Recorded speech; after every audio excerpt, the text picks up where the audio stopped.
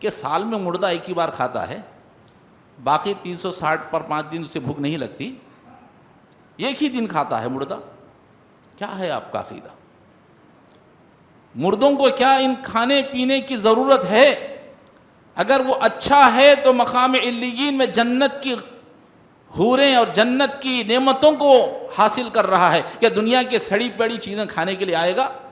اور اگر اس کی بدروح ہے، وہ گناہگار ہے، جہنمی ہے، تو اسے لے جا کر مقام سجین میں ڈالا دیا جائے گا، جہنم کے گڑھے میں ڈال دیا جائے گا۔ اب اس کی کوئی مجال ہے کہ دنیا کے اندر آ کر دیکھ کر کے کھانے کھا کر کے جائے؟ کیسا عقیدہ مسلمانوں کا، کہ در حقیقت میں یہ شب برات مسلمانوں کی رات نہیں ہے بلکہ شیعہ کی رات ہے۔ شیعہ کی 15ویں شعبان کو یہ لوگ رات میں جاگ کر کے عبادت کرتے ہیں اور مسلمانوں پر لعنت بھیجتے ہیں۔ اب مسلمان بیچارے یہ بھی جاگ رہے ہیں، اب ان کی دعا پر یہ بھی آمین کر رہے ہیں، یہ بھی دعا کر رہے ہیں۔ وہ لوگ ہم پر بد دعائیں بھیج رہے ہیں اور ہمارے مسلمان بھائی بھی رات میں جا کر دعاؤں میں ان کے شریک ہیں، آمین کہہ رہے ہیں۔ آپ کہہ رہے ہیں کتنا کیا نقصان ہے؟ ارے بدعت کو تم ایجاد کرو گے تو نبی کے ہاتھوں سے حوض کوثر کے پانی سے محروم ہو جاؤ گے، اس سے بڑا نقصان کیا ہے؟ بدعت کو ایجاد کرو گے تو سیدھے جہنم میں داخل ہو جاؤ گے۔ نبی کریم صلی اللہ علیہ وسلم نے 15 شعبان کی رات کو بڑی رات نہیں منائی، ایک حدیث سے ثابت کر دو۔ صحابہ کرام نے کسی صحابی نے شعبان کی 15 رات کو، شب برات کو بڑی رات نہیں منائی۔ نحمده ونستعینه ونستغفر ونعوذ باللہ من شرور انفسنا ومن سیئات اعمالنا من يهده الله فلا مضل له ومن يضلل فلا هادي له واشهد ان لا اله الا الله وحده لا شريك له واشهد ان محمدا عبده ورسوله ارسله بالحق بشيرا ونذيرا اما بعد فان خير الحديث كتاب الله وخير الهدي هدي محمد صلى الله عليه وسلم وشر الامور محدثاتها وكل محدثة بدعة وكل بدعة ضلالة وكل ضلالة في النار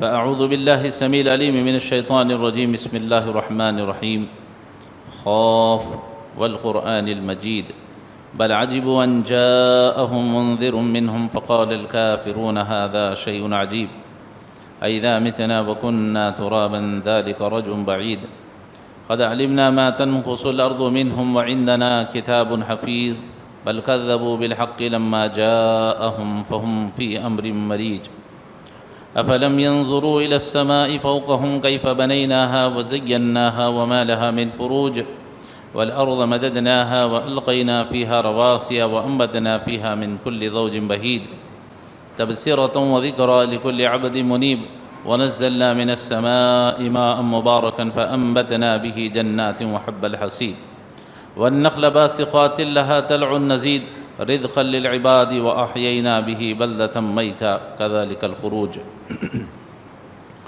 قال الله تبارك وتعالى في موضع آخر بسم الله الرحمن الرحيم حاميم والكتاب المبين إنا أنزلناه في ليلة مباركة إنا كنا منذرين فيها يفرق كل أمر حكيم۔ تمام قسم کی تعریفیں، حمد و ثنا، کبریائی اور بڑائی اسی اللہ وحدہ لا شریک کے لیے لائق اور زیبا ہے، جو تمام جہانوں کا مربی و پالنہار ہے۔ درود و سلام نازل ہوں تمام انبیاء علیہ الصلاۃ والسلام پر، خصوصاً میرے اور آپ کے نبی تاجدار مدینہ حضرت جناب محمد رسول اللہ صلی اللہ علیہ وسلم پر۔ محترم حضرات، موقع کی مناسبت سے چونکہ بہت سے لوگ 15 شعبان کی رات کو بڑی رات کی طرح مناتے ہیں، اسے شب برات کے نام سے جانا جاتا ہے، تو میں مناسب سمجھتا ہوں کہ اس پر کچھ آپ کے سامنے قرآن و حدیث کی روشنی میں باتیں رکھنے کی کوشش کروں، تاکہ معلوم ہو کہ یہ شب برات کیا واقعی میں یہ بڑی رات ہے، اس میں جاگنا چاہیے یا نہیں، کیا یہ عبادتیں کرنا جو لوگ کر رہے ہیں کیا یہ درست ہے یا نہیں؟ یہی کچھ باتیں ہیں جو قرآن اور حدیث کی روشنی میں آپ حضرات کے سامنے رکھنے کی کوشش کروں گا۔ اس بیان کا مقصد یہ نہیں ہے کہ کسی کو تکلیف پہنچانا ہے، کسی کو ٹھیس پہنچے، یہ اس کا مطلب نہیں ہے۔ اس بیان کا مقصد یہ ہے کہ ہمارے اندر جو بدعتیں پیدا ہو رہی ہیں، جس کو ہم معمولی سمجھتے ہیں، اس بیان کو سن کر کے لوگ ان بدعتوں سے باز آ جائیں، یہی اس بیان کا مقصد ہے۔ اللہ تعالیٰ سے دعا ہے اللہ تعالیٰ ہم سب کو کہنے سننے سے زیادہ ہر قسم کی بدعت و خرافات سے بچ کر ہمیں صحیح طریقے پر عمل کرنے کی توفیق عطا فرمائے، آمین۔ سب سے پہلی چیز یہ ہے کہ یہ شعبان کا مہینہ ہے، اور شعبان کا مہینہ بڑی اہمیت اور بڑی فضیلت کا حامل ہے۔ اس کی اہمیت اور فضیلت اور اس مہینے میں ہم کو کیا کرنا چاہیے اور ہم کیا کر رہے ہیں، تو آئیے دیکھتے ہیں کہ ہم کو کیا کرنا چاہیے تھا۔ سب سے پہلے سوال یہ ہے کہ ہم کو کیا کرنا چاہیے، تو آئیے احادیث دیکھتے ہیں، رسول اللہ صلی اللہ علیہ وسلم کا عمل دیکھتے ہیں۔ حضرت عائشہ رضی اللہ تعالی عنہا بیان فرماتی ہیں کہ اس مہینے کے اندر رسول اللہ صلی اللہ علیہ وسلم کثرت کے ساتھ روزے رکھتے تھے، نفل روزے۔ جیسے حدیث میں آتا ہے، آپ بیان فرماتی ہیں کہ میں نے رسول اللہ صلی اللہ علیہ وسلم کو شعبان میں سب سے زیادہ نفلی روزے رکھتے ہوئے دیکھا۔ جتنے آپ شعبان میں نفل روزے رکھتے تھے، اتنے روزے کبھی میں نے آپ کو رکھتے ہوئے نہیں دیکھا سوائے شعبان کے۔ دوسری حدیث حضرت ام سلمہ رضی اللہ تعالیٰ عنہ، یہ بھی اللہ کے رسول کی بیوی ہیں، وہ بیان کرتی ہیں، کہتے ہیں یصوم الشہرین متتابعین الا شعبان و رمضان۔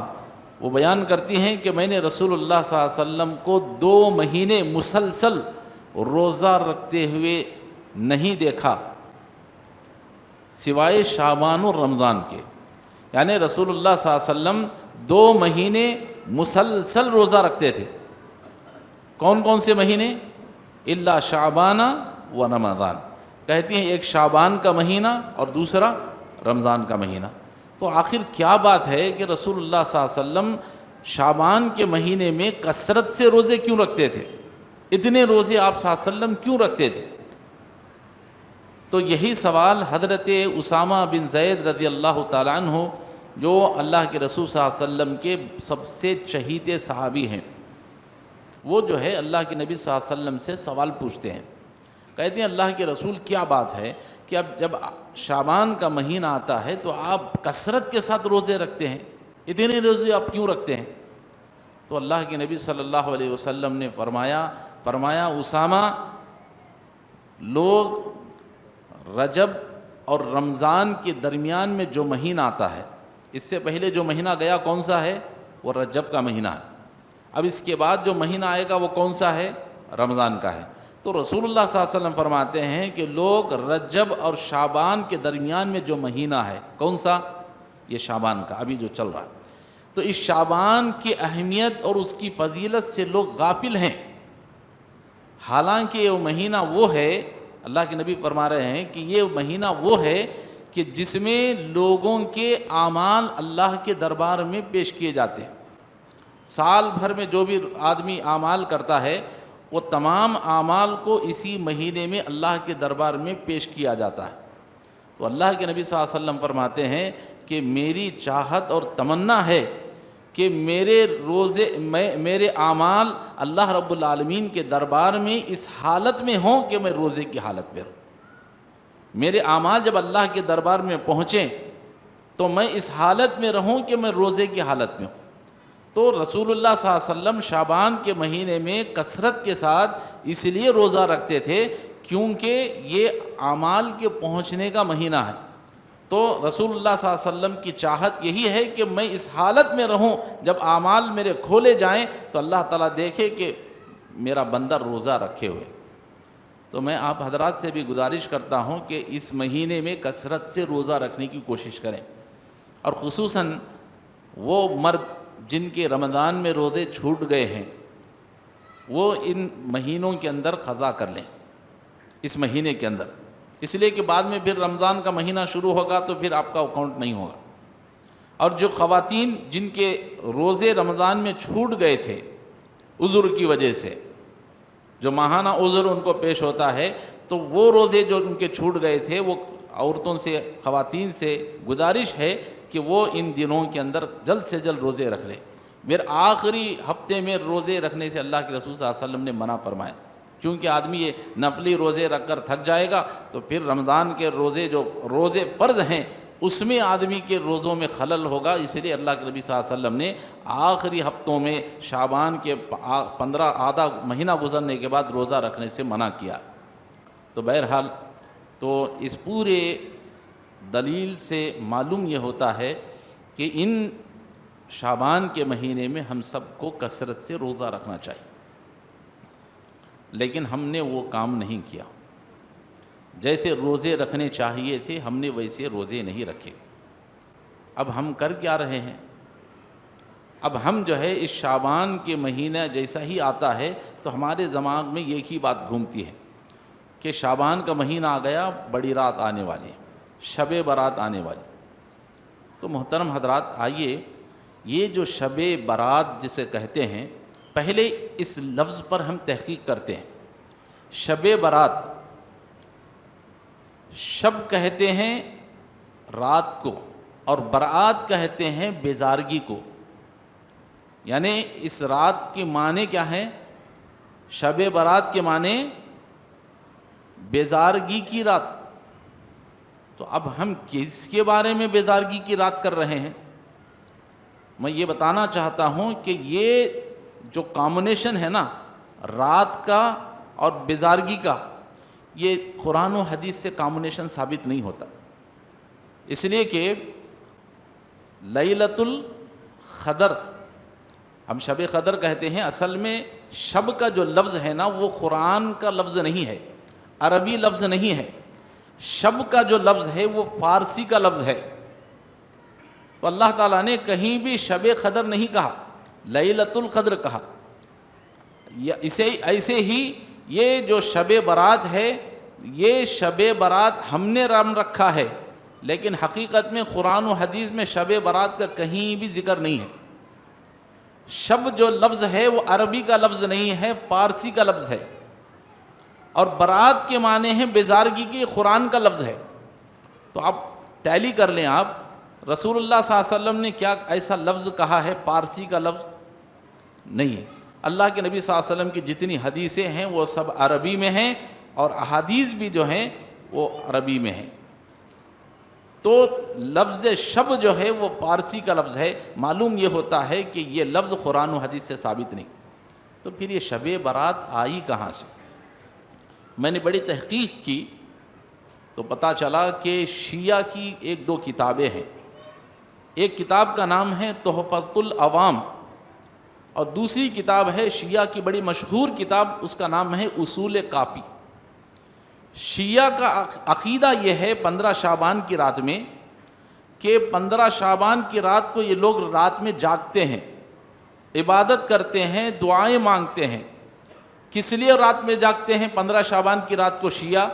انہیں ان کے جو 12واں امام ہے، ان کے 12ویں امام کے بارے میں یہ لوگ جاگتے ہیں کہ ان کا یہ عقیدہ ہے کہ 12ویں رات شعبان کے 15 تاریخ کی رات کو ان کے 12ویں امام پیدا ہوئے تھے، تو اس لیے ان کے پیدا ہونے کی خوشی میں لوگ رات میں جاگتے ہیں، عبادت کرتے ہیں، دعائیں کرتے ہیں، اور ساتھ میں بد دعائیں بھی کرتے ہیں۔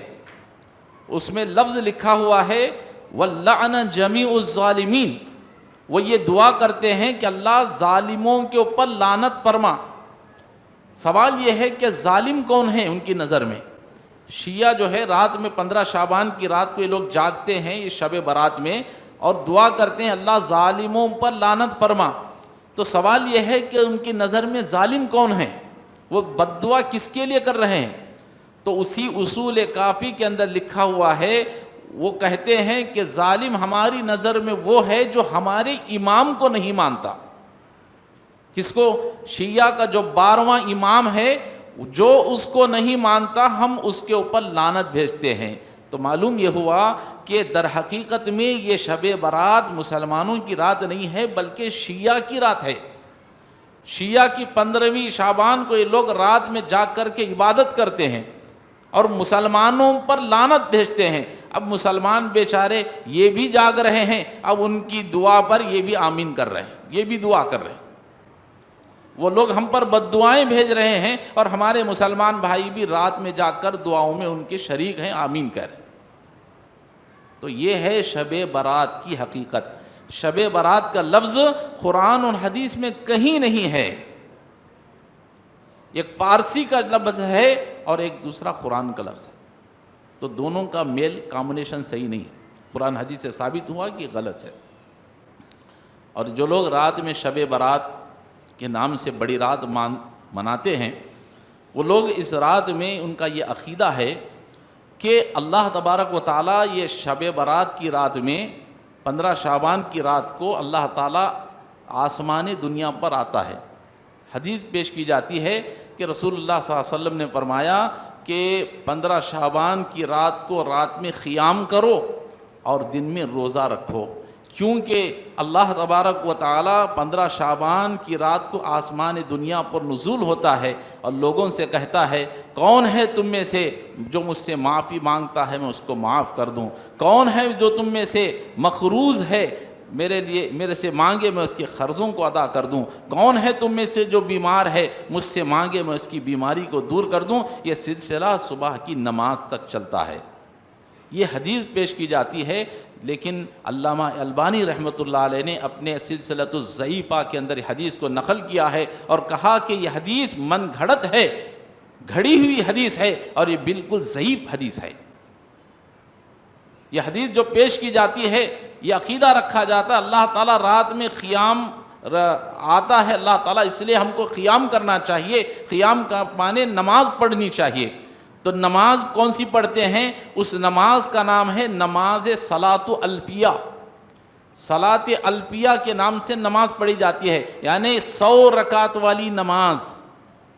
اور وہ نماز کا طریقہ یہ ہے کہ سورہ فاتحہ کے بعد ہر نماز میں 100 رکعت نماز پڑھیں گے۔ کسی بھی صحیح حدیث کے اندر 100 رکعت کا اللہ کے رسول نے پڑھا ہو ثبوت نہیں ہے۔ حضرت عائشہ رضی اللہ تعالیٰ عنہ بیان کرتی ہیں کہ رسول اللہ صلی اللہ علیہ وسلم رمضان اور غیر رمضان میں آپ صلی اللہ علیہ وسلم کتنے 8 رکعت تراویح اور 3 رکعت وتر، یعنی 11 رکعت سے زیادہ رسول اللہ صلی اللہ علیہ وسلم نماز نہیں پڑھتے تھے۔ رمضان اور غیر رمضان میں حضرت عائشہ رضی اللہ تعالیٰ عنہ بیان کرتی ہیں کہ 11 رکعت سے زیادہ رسول اللہ صلی اللہ علیہ وسلم نماز نہیں پڑھتے تھے۔ یہ 100 رکعت والی نماز کسی حدیث سے ثابت نہیں ہے، جتنی بھی حدیثیں بیان کی گئی وہ ضعیف حدیث ہے۔ اور 100 رکعت میں ہر رکعت میں سورہ فاتحہ کے بعد 10 مرتبہ قل هو اللہ احد کا سورہ پڑھنا پڑے گا، گویا کہ 100 رکعت میں 1000 مرتبہ سورہ قل هو اللہ احد پڑھنا ہے۔ اس نماز کو کہتے ہیں صلاۃ الفیہ۔ کئی لوگ اس رات کو یہ نماز پڑھتے ہیں، کچھ لوگ 12 رکعت بھی نماز پڑھتے ہیں، 30 مرتبہ اس میں قل هو اللہ احد کا سورہ پڑھا جاتا ہے، یہ بھی نماز ثابت نہیں ہے۔ اور کچھ لوگ قضائے عمری کے نام سے لوگ رجب کی بڑی رات میں اور شعبان کی بڑی رات میں نماز پڑھتے ہیں۔ قضائے عمری کسے کہتے ہیں؟ وہ نمازیں جو ظہر چھوٹ گئی، آپ کی مغرب چھوٹ گئی تھی، کبھی فجر چھوٹ گئی تھی، آپ نے ایک سال میں کئی نمازیں آپ نے چھوڑ دیں، تو اب وہ نمازیں چھوٹ گئی تو اس کا کفارہ کیا ہوگا؟ تو رات میں شعبان کی بڑی رات میں شب برات میں رات میں جا کر کے 2 رکعت نیت سی پڑھی جائے، کون سی؟ قضائے عمری کے نام سے، اللہ یہ سال میں جتنی نمازیں میں نے چھوڑ دی ہیں اب میں اس کا کفارہ ادا کر رہا ہوں۔ 2 رکعت آپ نے نماز پڑھ لی تو پورے گناہ آپ کے معاف۔ اللہ اکبر، کتنا آسان ہے۔ یاد رکھ لیجئے، قسم خدا کی ایک نماز بھی آپ کی چھوٹ گئی، فرض نماز، اس کے ازالے کے لیے پوری زندگی بھی نماز پڑھیں گے آپ، فجر کی جو فرض نماز چھوٹ گئی ہے اس کے ثواب کو آپ ہرگز نہیں پہنچ سکتے۔ خالی زندگی بھر آپ نے فجر چھوڑ دی، مغرب چھوڑ دی، پتہ نہیں سال بھر آپ نے کتنی 100 نمازیں آپ نے چھوڑ دی ہوں گی، اور اس کا آسان طریقہ یہ ہے گناہوں کو کم کرانے کا کہ آپ رات میں شب برات میں جا کر کے 2 رکعت نماز پڑھ لیں قضائے عمری کے نام سے، آپ کے سب گناہ معاف ہو سکتا ہے۔ اللہ کے رسول نے کوئی حدیث نہیں بیان فرمائی، ایک نماز بھی چھوٹے گی قیامت کے دن اس نماز کا آپ کو پوچھا جائے گا آپ کے۔ اور اسی طرح سے بہت سے لوگ اسی رات میں صلاۃ التسبیح کی نماز بھی پڑھتے ہیں، جو کہ ضعیف حدیث ہے۔ تو بہرحال اس رات میں جتنی بھی نمازیں بڑی رات میں پڑھی جاتی ہیں وہ قرآن و حدیث سے کہیں ثابت نہیں ہے، یہ بڑی رات ہی ثابت نہیں ہے۔ میں پھر بتا رہا ہوں، یہ بیان کا مقصد کسی کو تکلیف پہنچانا یہ مقصد نہیں ہے، اصلاح ہمارا مقصد ہے کہ لوگ جو غلط کام کر رہے ہیں، بدعت و خرافات کر رہے ہیں، ان بدعت و خرافات سے بچ جائے۔ اور پھر اس رات میں ایک عقیدہ یہ بھی رکھا جاتا ہے کہ بہت سی باتیں ہیں، میں کم کرتے ہوئے عین باتیں بیان کر دینا مناسب سمجھتا ہوں۔ وہ یہ ہے کہ بہت سے لوگ اس رات میں قبرستان میں جاتے ہیں۔ آج دیکھیں گے آپ رات میں کئی لوگ قبرستان کو جائیں گے، ایسا معلوم ہوگا کہ گویا کہ ہم نے قبرستان کو میلہ بنا دیا۔ جا کر کے دیکھیں آپ رات میں قبرستان جاتے ہیں اور دلیل پیش کی جاتی ہے کہ رسول اللہ صلی اللہ علیہ وسلم اسی شعبان کی 15ویں رات کو شب برات کو اللہ کے رسول قبرستان گئے تھے، اس لیے ہم بھی جاتے ہیں۔ دلیل کیا دی جاتی ہے؟ ایک حدیث پیش کی جاتی ہے، حدیث بالکل صحیح ہے، حدیث جو قبرستان کو رسول اللہ صلی اللہ علیہ وسلم گئے تھے بالکل صحیح ہے، لیکن غلطی کہاں ہے میں نوٹ کرا رہا ہوں، نوٹ کیجئے۔ حضرت عائشہ رضی اللہ تعالیٰ عنہ بیان کرتی ہیں، حدیث شروع ہو رہی ہے، آپ کہتی ہیں کہ ایک رات رسول اللہ صلی اللہ علیہ وسلم میرے ساتھ سوئے ہوئے تھے۔ اس لفظ کو پکڑ کر کے رکھنا، ابھی جو لفظ بول رہا ہوں میں، حضرت عائشہ رضی اللہ تعالیٰ عنہ بیان کر رہے ہیں کہ ایک رات رسول اللہ صلی اللہ علیہ وسلم میرے ساتھ سوئے ہوئے تھے۔ نوٹ کر لیا آپ نے، 32 مرتبہ بول رہا ہوں۔ حضرت عائشہ رضی اللہ تعالیٰ عنہ کہتی ہیں کہ رسول اللہ صلی اللہ علیہ وسلم ایک رات میرے ساتھ سوئے ہوئے تھے، پھر ایک آپ اٹھے، آپ نے دروازہ کھولا، چپل پہن کر آپ چلے گئے۔ میں نے اللہ کے رسول کا پیچھا کیا کہ اللہ کے رسول کہاں جا رہے ہیں، کہیں دوسری بیوی کے پاس تو نہیں جا رہے؟ تو میں نے پیچھا کیا تو رسول اللہ صلی اللہ علیہ وسلم قبرستان کو چلے گئے، غنی غرقد، تو بقیع غرقد اس کا نام ہے، لیکن ہماری عام زبان میں جنت البقیع کہتے ہیں، میں اسی لفظ سے بول دیتا ہوں سمجھ میں آسانی۔ تو رسول اللہ صلی اللہ علیہ وسلم جنت البقیع گئے، پھر آپ نے وہاں قبرستان کے لوگوں کے لیے دعا کی، ہاتھ اٹھا کر پھر واپس آئے۔ حضرت عائشہ رضی اللہ تعالیٰ عنہ کہتی ہے میں دوڑتی ہوئی آئی اور میں بھی آ کر بستر پر سو گئی۔ اللہ کے رسول صلی اللہ علیہ وسلم جب بازو میں سوئے تو آپ نے دیکھا کہ حضرت عائشہ رضی اللہ تعالیٰ عنہ کی سانس پھول رہی، تو آپ نے پوچھا عائشہ کیا بات ہے، تمہاری سانس کیوں پھول رہی؟ کہا اللہ کے رسول کوئی بات نہیں۔ تو اللہ کے رسول صلی اللہ علیہ وسلم نے حضرت عائشہ رضی اللہ تعالیٰ عنہ سے فرمایا، آپ نے ایسے مارتے ہوئے فرمایا عائشہ صحیح صحیح بتا دو، ورنہ اللہ تبارک و تعالی وحی کے ذریعے سے مجھے بتا دے گا کہ تم کیا بات چھپا رہی ہو۔ حضرت عائشہ رضی اللہ تعالیٰ عنہ نے کہا اللہ وحی کے ذریعے سب بتا دے گا، تو آپ نے اللہ کے نبی صلی اللہ علیہ وسلم کے سامنے سب بتا دیا۔ اللہ کے نبی نے فرمایا عائشہ کیا تم یہ سمجھتی ہو کہ اللہ کے رسول تمہاری خیانت کریں گے؟ میں آج تمہارے ساتھ، تمہاری باری ہے، یہاں نہیں سوئے جیسا دوسرے بیوی کے پاس چلا جاؤں گا؟ ایسا نہیں ہوگا، اللہ اور اس کے رسول تمہارے ساتھ ناانصافی نہیں کرتے۔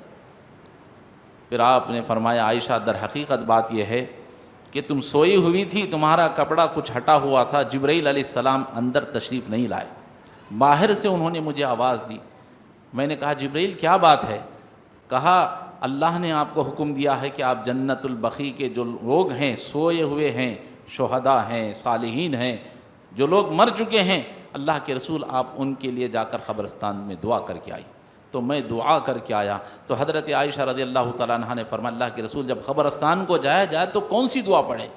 فرمایا السلام علیکم اہل الدیار من المؤمنین و انا ان شاء اللہ بکم للاحقون، یہ دعا پڑھنی چاہیے۔ وہ لوگ جو حدیث پڑھتے ہیں، جو دعا پڑھتے ہیں السلام علیکم یا اہل القبور، یہ حدیث صحیح نہیں ہے، یہ غلط حدیث ہے، ضعیف حدیث ہے۔ کوئی بھی قبرستان کو جائیں گے تو السلام علیکم یا اہل القبور، یہ دعا صحیح نہیں ہے۔ صحیح دعا اللہ کے رسول نے فرمایا السلام علیکم اہل الدیار من المؤمنین وإنا ان شاء اللہ بکم للاحقون۔ یہ دعا ہے، اللہ تعالی ہم سب کو سیکھنے کی توفیق عطا فرمائے۔ اب میں حدیث کے پھر ختم ہو گئی حدیث، اب شروع میں آ رہا ہوں۔ میں نے کیا کہا تھا؟ حضرت عائشہ رضی اللہ تعالیٰ عنہ نے کیا فرمایا؟ کہا کہ اللہ کے رسول صلی اللہ علیہ وسلم ایک رات میرے ساتھ سوئے ہوئے تھے۔ تو یہاں گڑبڑ کی جاتی ہے، کہتے ہیں کہ رسول اللہ صلی اللہ علیہ وسلم شعبان کی 15ویں رات کو، شعبان کی 15ویں رات کو رسول اللہ صلی اللہ علیہ وسلم قبرستان گئے تھے۔ میں نے پوری حدیث پڑھ دی، بتائیے یہاں 15 شعبان کا ذکر کہاں ہے؟ حضرت عائشہ رضی اللہ تعالیٰ عنہ کہہ رہی ہیں اللہ کے رسول صلی اللہ علیہ وسلم ایک رات میرے ساتھ سوئے ہوئے تھے۔ آپ نے یہ نہیں کہا کہ اللہ کے رسول 15 شعبان کی رات کو میرے ساتھ سوئے ہوئے تھے، یہ نہیں کہا آپ نے۔ میں نے اس لیے 3 مرتبہ آپ کے سامنے کہا کہ عائشہ رضی اللہ تعالیٰ عنہ کہتی ایک رات میرے ساتھ رسول اللہ صلی اللہ علیہ وسلم سوئے ہوئے تھے۔ تو گویا کہ معلوم یہ ہوا کہ لوگوں کو بھٹکانے کے لیے غلط حدیث پیش کی گئی، جملے کو بدل دیا گیا۔ ایک رات کی جگہ کہا جاتا ہے 15 شعبان کو اللہ کے رسول سوئے ہوئے، یہ بالکل غلط بات ہے۔ اللہ تعالیٰ علماء کو نیک توفیق عطا فرمائے، آمین۔ اسی طرح سے بعض ہمارے مسلمان بھائی یہ بھی عقیدہ رکھتے ہیں، شب برات کے اندر قبرستان کو بھی جاتے ہیں، اور ایک جو آج 15 شعبان کی رات ہونے والی ہے اس سے ایک دن پہلے بہت سے لوگ قبرستان کو جاتے ہیں، کہتے ہیں کہ عرفہ کا دن ہے۔ عرفہ کا دن کب ہوتا ہے بھائی؟ عرفہ کا دن کب ہوتا ہے؟ جس دن حاجی میدان عرفات میں حج کے لیے جاتے ہیں، عرفات کے میدان میں بیٹھتے ہیں، تو اس کو دن کو کہتے ہیں عرفہ کا دن ہے۔ تو یہ عرفہ کا دن کیسے ہوا؟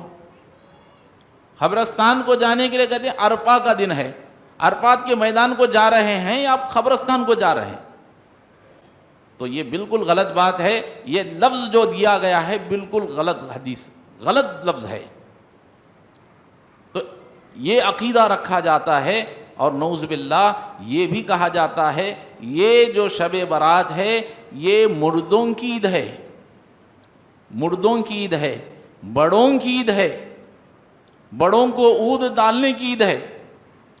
یہ عید کہاں سے آ گئی؟ مسلمانوں کی کتنی عیدیں ہیں؟ ایک ہے رمضان کی عید اور ایک ہے بقرعید کی عید۔ اب یہ تیسری چوتھی عید کہاں سے آ گئی؟ مردوں کی عید کہاں سے آ گئی؟ تو گویا کہ مردوں کی عید کا جو لفظ استعمال کیا جاتا ہے وہ بھی غلط ہے، بڑوں کی عید کا جو لفظ استعمال کیا جاتا ہے وہ بھی غلط ہے، اور بڑوں کو لے جا کر عود ڈالا جاتا ہے۔ آپ دیکھیں ہم یہاں غیروں کے ساتھ رہ کر کے پوری ان کی تمام چیزیں ہمارے مسلمان بھائی کر رہے ہیں کہ سال میں مردہ ایک ہی بار کھاتا ہے، باقی 360 پر 5 دن سے بھوک نہیں لگتی، ایک ہی دن کھاتا ہے مردہ۔ کیا ہے آپ کا عقیدہ؟ مردوں کو کیا ان کھانے پینے کی ضرورت ہے؟ اگر وہ اچھا ہے تو مقام علیین میں جنت کی حوریں اور جنت کی نعمتوں کو حاصل کر رہا ہے، کیا دنیا کے سڑی پڑی چیزیں کھانے کے لیے آئے گا؟ اور اگر اس کی بدروح ہے، وہ گناہگار ہے، جہنمی ہے، تو اسے لے جا کر مقام سجین میں ڈالا دیا جائے گا، جہنم کے گڑھے میں ڈال دیا جائے گا۔ اب اس کی کوئی مجال ہے کہ دنیا کے اندر آ کر دیکھ کر کے کھانے کھا کر کے جائے؟ کیسا عقیدہ مسلمانوں کا؟ ہم یہی چاہتے ہیں اصلاح کر لیں۔ آپ سوچیں، قرآن و حدیث کو سامنے رکھ کر کے سوچیں، کیا اللہ اور اس کے رسول نے یہ کہا کہ تمہاری روحیں، مردوں کی روحیں تمہارے گھروں کو آتی ہیں؟ اور بہت سے لوگ جب شب برات میں رات جب منائی جاتی ہے تو یہ عقیدہ رکھا جاتا ہے، اور رات میں جو مرحوم مردہ دنیا میں پسند کی چیزیں کھاتا تھا وہ تمام چیزیں ایک کونے میں رکھی جاتی ہیں کہ اب یہ ہمارا باپ ہماری ماں جو انتقال کر گئی ہیں، اب یہ جو ہے کھانے کے لیے جلیبی لا کر رکھی جاتی ہے، اتراسے، بتاسے، بریانی، پلو، جو مردہ پسند کرتا تھا وہ تمام چیزیں، سگریٹ، گٹکا، کیا کیا نہیں، سب رکھا جاتا۔ کیا یہ لوگ آ کر کھا کر جائیں گے؟ سوچیں آپ، یہ ہنسی کی بات نہیں ہے، یہ عقیدے کے خلاف بات ہے۔ قرآن نے کیا کہا؟ وَمِن وَرَائِهِمْ بَرْزَخٌ إِلَى يَوْمِ يُبْعَثُونَ۔ قرآن کہتا ہے ایک مرتبہ روح انسان کے جسم سے نکل گئی، عالم برزخ میں پہنچ گئی، فَإِذَا هُمْ يُبْعَثُونَ، قیامت کی صبح تک وہ پھر روح واپس نہیں آ سکتی۔ مسلمان کہہ رہا ہے کہ نہیں، روحیں ہمارے گھر کو آتی ہیں، قرآن کہتا ہے قیامت تک تمہاری روح دنیا میں نہیں آ سکتی۔ بولو تم صحیح ہو کہ قرآن صحیح ہے؟ تم جھوٹے ہو کہ نعوذ باللہ قرآن جھوٹا ہے؟ قسم خدا کی قرآن کا ایک لفظ بھی جھوٹا نہیں ہو سکتا، یہ مسلمان کا عقیدہ۔ تو گویا کہ عقیدہ رکھنا کہ ہمارے باپ داداؤں کی روحیں آج رات میں آ کر کھانا کھا کر جاتی ہیں، یہ سب ہمارے گھروں کو دیکھ کر جاتی ہیں، بالکل غلط بات۔ اب کچھ لوگ کہتے ہیں مولوی صاحب اب رات میں ایک بار جاگ کر عبادت کر لیے تو اچھا ہی ہے کام نا، بڑی رات ہے، کم سے کم شراب پینے والے اس دن شراب چھوڑ دیتے ہیں، پانی نہا لیتے ہیں، کپڑے پہن لیتے ہیں، ٹوپی لگا لیتے ہیں، جا کر نماز پڑھ لیتے ہیں، اچھا کام ہے نا۔ تو محترم حضرات، یہ اچھا کام ہے نا جو کہتے ہیں، حقیقت میں یہ ہے کہ وہ اچھا کام نہیں ہے بلکہ وہ بدعت ہے۔ یہ میں نہیں کہہ رہا ہوں، اللہ کے نبی صلی اللہ علیہ وسلم فرماتے ہیں وَشَرَّ الْأُمُورِ مُحْدَثَاتُهَا، ہر جمعہ کے خطبے میں امام صاحب خطبہ دیتے ہوئے پڑھتے ہیں وَشَرَّ الْأُمُورِ مُحْدَثَاتُهَا وَكُلَّ مُحْدَثَةٍ بِدْعَةٍ وَكُلَّ بِدْعَةٍ ضَلَالَةٍ وَكُلَّ ضَلَالَةٍ فِي النَّارِ۔ اللہ کے نبی صلی اللہ علیہ وسلم فرماتے ہیں دین کے اندر کوئی بھی نیا کام نکالا جائے وہ بدعت ہے۔ جس چیز کو میں نے نہیں کیا وہ کام اگر تم دین میں لا کر کے کرتے ہو تو بدعت ہے۔ اور ہر فرمایا وَكُلُّ بِدْعَةٍ ضَلَالَةٍ، ہر بدعت گمراہی ہے، وَكُلُّ ضَلَالَةٍ فِي النَّارِ، اور ہر بدعت سیدھے جہنم میں تمہیں پہنچائے گی۔ آپ کہہ رہے ہیں کتنا کیا نقصان ہے؟ ارے بدعت کو تم ایجاد کرو گے تو نبی کے ہاتھوں سے حوض کوثر کے پانی سے محروم ہو جاؤ گے، اس سے بڑا نقصان کیا ہے؟ بدعت کو ایجاد کرو گے تو سیدھے جہنم میں داخل ہو جاؤ گے۔ نبی کریم صلی اللہ علیہ وسلم نے 15 شعبان کی رات کو بڑی رات نہیں منائی، ایک حدیث سے ثابت کر دو۔ صحابہ کرام نے کسی صحابی نے شعبان کی 15 رات کو، شب برات کو بڑی رات نہیں منائی۔ اچھا، ایک سب سے بڑی دلیل یہ ہے کہ سعودی عرب، سعودی ہے، دبئی ہے، شارجہ ہے، کویت ہے، اب جتنے مسلمانوں کے مسلم کنٹریز ہیں، آپ ایک فون کر کے پوچھ لو بھائی کہ کیا کل شعبان، آج ہمارے پاس 15 شعبان کی رات ہے، کل وہاں گزری ہوگی، سعودیہ کے اندر کیا کسی مسجد کو لائٹیں لگائی گئی تھی کل شب برات کے نام سے؟ کل وہاں تاخرات منائی گئی، بڑی رات منائی گئی؟ سعودیہ میں فون کر کے آپ کے رشتہ دار ہوں گے، دوست ہوں گے، پوچھ لیں، سعودی میں نہیں منائی گئی، مکہ میں نہیں، مدینہ میں پوچھ لیں، کیا بھئی مدینہ میں شب برات منائی جا رہی ہے؟ پوچھ لیں آپ۔ اچھا وہاں بھی نہیں، دبئی، شارجہ، آج کل ماڈرن زمانہ ہے، آپ پوچھ لیجئے وہاں، کم سے کم وہاں تو چل رہی ہے کیا؟ شب برات منا رہے ہیں، کویت میں منا رہے ہیں، کہاں منا رہے ہیں؟ بنگلہ دیش، ہندوستان، پاکستان، انہی 3 ملکوں کے اندر یہ شب برات منائی جاتی ہے۔ باقی ارے اتنا علم کا، انٹرنیٹ کا زمانہ ہے، لوگ ایک بٹن مار کر کے دیکھ لیتے ہیں کہ کیا سچائی ہے کیا غلط ہے۔ اتنا اپڈیٹ ماڈرن زمانہ ہونے کے باوجود بھی آج ہم اسی پرانی قصے کہانیوں کے اندر بیٹھے ہوئے ہیں۔ فون کر کے پوچھ لیجیے۔ تو وہاں سے جہاں سے اسلام آیا، مکہ اور مدینہ سے، وہاں شب برات نہیں منائی جاتی ہے، ہم یہاں منا رہے ہیں۔ بھئی اگر لیلۃ القدر منانا ہی ہوتا تو وہاں بھی تو لوگ مسلمان ہیں، وہاں تو اسلام آیا ہے، کیوں نہیں منا رہے لوگ؟ کیا ہم ان سے زیادہ اسلام کو جاننے والے ہیں؟ ہم ان سے زیادہ عبادت گزار ہیں؟ سمجھ لیجئے۔ اور آخری بات بتا کر اپنی بات کو ختم کر دیتا ہوں۔ اللہ کے نبی صلی اللہ علیہ وسلم فرماتے ہیں لا يقبل اللہ لصاحب بدعہ۔ اللہ کے نبی صلی اللہ علیہ وسلم فرماتے ہیں، لوگ کہتے ہیں نقصان کیا ہے؟ سنو، اللہ کے نبی صلی اللہ علیہ وسلم فرماتے ہیں، اللہ کے رسول نے فرمایا جس نے دین کے اندر کوئی بدعت ایجاد کی، کوئی نیا کام جس کو میں نے نہیں کیا، اگر کسی نے ثواب سمجھ کر کے اگر کوئی نیا کام نکالا تو کیا ہوگا؟ فرمایا اللہ اس کی نمازوں کو قبول نہیں کرے گا، اس کے روزوں کو قبول نہیں کرے گا، اس کے حج کو قبول نہیں کرے گا، اس کے صدقہ خیرات کو قبول نہیں کرے گا، اس کی کوئی نفلی عبادت قبول نہیں ہوگی اور نہ ہی کوئی فرضی عبادت اس کی قبول ہوگی۔ تمہارے نمازیں، تمہارے روزے، صدقہ خیرات کچھ بھی قبول نہیں ہوگا۔ اور آگے فرمایا وہ اسلام سے اس طرح خارج ہو جائے گا، اسلام سے وہ اس طرح نکل جائے گا جس طرح گوندے ہوئے آٹے سے بال کو نکال کر پھینک دیا جاتا ہے۔ اللہ کے نبی فرماتے ہیں وہ بھی اسلام سے اتنی ہی آسانی کے ساتھ نکال کر پھینک دیا جاتا ہے۔ کون؟